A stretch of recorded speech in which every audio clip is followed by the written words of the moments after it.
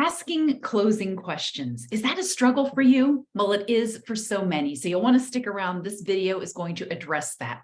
Hey, my name is Jen, and I help network marketers just like you authentically and successfully build their business online. Now, why do I know something about closing questions? Well, I've been in the network marketing industry for 29 years, and I've built my business for 29 years, asking lots and lots of questions. And I've had to learn how to ask better closing questions so that I can close in an easier way. So what are some of those closing questions? Well, what I've always found that works best is asking questions that are open-ended, that give the person an opportunity to talk and to share.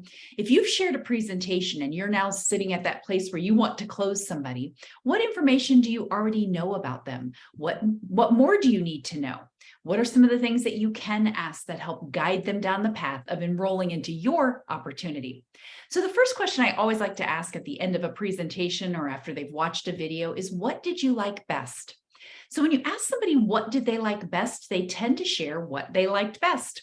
If they liked your product or your service best, well, then that's the place to spend a little bit of time, ask more questions, discover a little bit more about what it was about that product or service that they liked best. If they liked the opportunity, what specifically did they like about the opportunity? What was it that intrigued them, drew them in? What were they excited about learning more about? Maybe how does that fit into their lifelong plans and dreams? What are they trying to create? So what did you like best always comes from a place of what did they like best and really what's top of mind for them. It helps you to know where they're coming from. Are they coming from the product and service side, or are they coming from the opportunity side? Once they answer that question, one of my favorite questions to follow up with is, tell me more about that.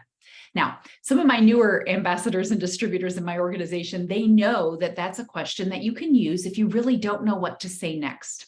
However, it's also a great opportunity to ask that question to draw more out from your prospect, from the person you're talking to. So tell me more about that helps them tell you more about it from their perspective. I'm always looking for clarity. I want to really know where the person's coming from. I want to understand what their challenges are, their problems, and how this opportunity or our products or service are going to really help them to solve a problem in their life. The more I know about this person, the easier it is for me to help them and guide them down the path. So tell me more about that is sort of, I always say it's like the question I have in my back pocket that I can ask if I don't know what the next question is, or just to draw more information out. Now, if you're really listening when somebody's talking to you, you will know what the next question is, because there'll be something that they share that maybe they don't elaborate on that you would like to know a little bit more about. But after you've asked some questions, after you've had this conversation, you've asked them to tell you more, you've dug in deep, it's going to be time to close. Now, I like to close by using sort of the assumptive close, knowing that, yes, they're going to join, so I just assume that they're going to join. So what product package would you like to get started with? What business package would you like to get started with? Or do you want to get started with this package or this package? Are you ready to sign up online, or do you want to do it on your phone? Asking questions that guide them to the close, that you're just assuming, of course, that they're going to close. If they have an objection, if there's a reason that they're not ready, they'll throw it out at that point. Oh, I've got to talk to my spouse. And of course, if they're going to talk to their spouse, I want to know a little bit more about that. How could I get in front of the spouse? How could we share the same information that was shared with this prospect in front of the spouse?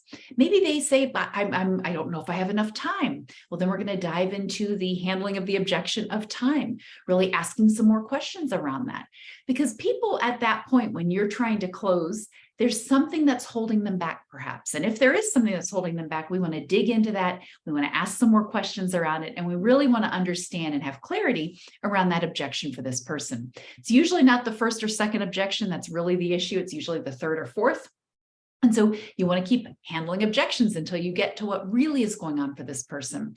But you know something, if they want to change their life, if you know why they're interested in the opportunity, asking these closing questions are going to really help you to keep bringing it back to what it is that they're interested in achieving. If somebody wants to have more income, if they want more time with their family, they want to be able to have a college fund for their child, all of those things become really passionate for the person who's sharing that that's their dream or their goal.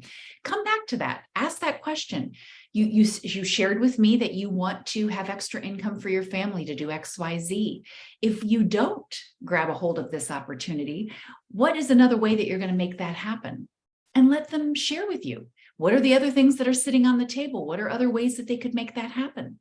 You're trying to really help the person discover if this is the right thing for them to join or not. And remember, in a network marketing opportunity, we are not asking somebody to mortgage their home to get started. We're not asking somebody to take out a massive loan. They're really just going to spend a couple $100, maybe $500. And the biggest opportunity that I've seen is about $1,000. And so really, they're not going to have to invest so much that they can't make the decision right now. So don't be nervous about making those decisions for them. Just ask the questions, guide them down the path, and let them make the decision that's right for them. I would absolutely love to have you follow or subscribe. So please do so. I would really appreciate hearing also what you learned from this video.